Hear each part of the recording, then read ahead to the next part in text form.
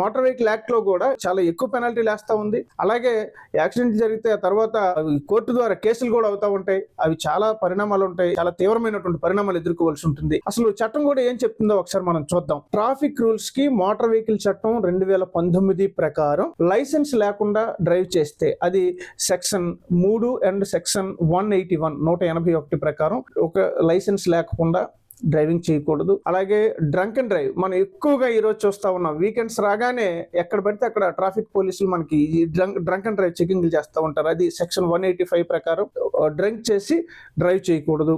అలాగే హెల్మెట్ లేకపోతే సెక్షన్ 129 ప్రకారం హెల్మెట్ లేకుండా డ్రైవ్ చేయకూడదు. అలాగే సీట్ బెల్ట్ పెట్టకుండా డ్రైవ్ చేయకూడదు. ఇది కూడా సెక్షన్ 194B చెప్తా ఉంది. సీట్ బెల్ట్ కంపల్సరీగా కార్ డ్రైవ్ చేసేటప్పుడు పెట్టుకోవాలి.